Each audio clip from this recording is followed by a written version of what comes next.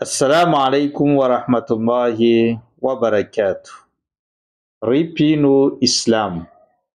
Amin'ny androany inshallah tsika dia haka afatra izay nampitainy Jibril alayhi salam tamin'ny mpaminany Muhammad sallallahu alayhi wa sallam.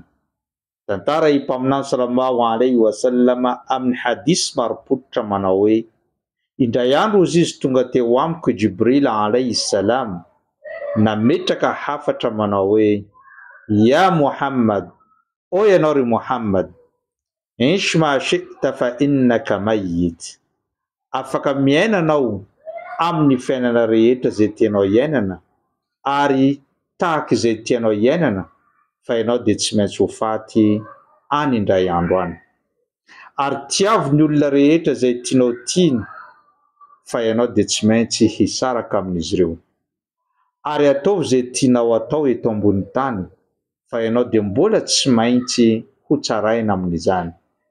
Ary mifaranany ny havatra ny manao hoe wa'lam anna sharafa al-mu'min salatuhu bil-layl, ary tadidio ry Muhammad fa ny voninahitry ny mpino silamo anankiray eto ambony tany dia ny fitsanganana amin'ny alina manatanteraka an'izany qiyamul layl na ny tahajjud izany.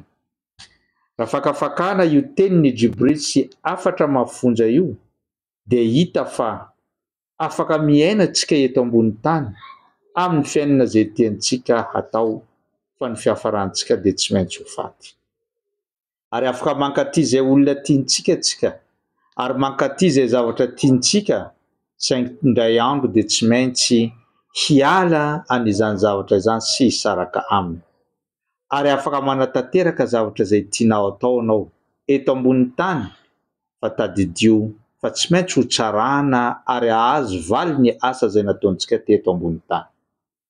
Faranany ny teny manao hoe fantaro fa ny voninahitry mpino silamo anankiray eo anatrehan'ny tompo Allah subhanahu wa ta'ala dia ny fitsanganana amin'ny alina manatanteraka an'izany qiyamul layl izany. Fantaniana mipetraka amin'ny tsirairay hoe fa maninona no vavaka amin'ny alina na ny qiyamul layl no ahazona valisoa sy mampiakatra voninahitrao eo anatrehan'ny tompo Allah subhanahu wa ta'ala. Valiny dia tsotra satria amin'ny alina no fanatanteran'ny olona ny zavatra ratsy rehetra eto ambony tany. Ny mpivarotena amin'ny alina izy no mivoaka, ny mpamon'olona amin'ny alina no tena novany an'izany, ny mpamosavy amin'ny alina no mivoaka, ny mpandeha disco amin'ny alina no mivoaka, ny mpanendaka sy ny mpandrava amin'ny alina no tena novany an'izany, ny olona izay hianatra magia sy hanao sorona amin'ny shaitany amin'ny alina no anaovana an'izany. Saingy rehefa tonga io alina izay hanovan'olona zavatra ratsy io, eo indrindra ianao no mitsangana manolo tena mivavaka amin'ny Allah subhanahu wa ta'ala fa tsy manao tahaka nataon'ireo olona manao zavatra ratsy. Mivavaka aminy ianao ary amin'ny alina ihany koa tsy misy mahita ny anaovanao an'izany zavatra izany, ka zay no ampiakarany Allah subhanahu wa ta'ala ny voninahitrao raha sendra mitsangana anao amin'ny alina mivavaka eo anatrehan'ny Allah.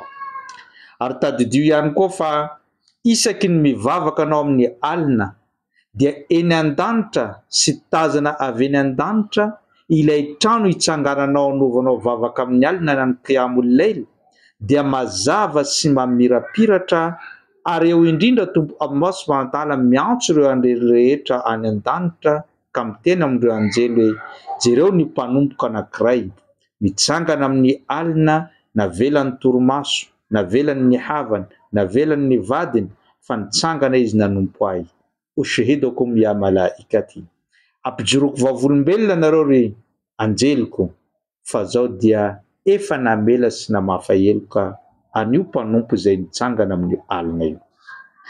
Ripino Islam, anisan'ny asa soa tsara indrindra ataonao ary anisan'ny voninahitra sy mampiakatra azy eo anatrehan'ny Allah ny fijoroanao amin'ny alina manatanteraka ny sola.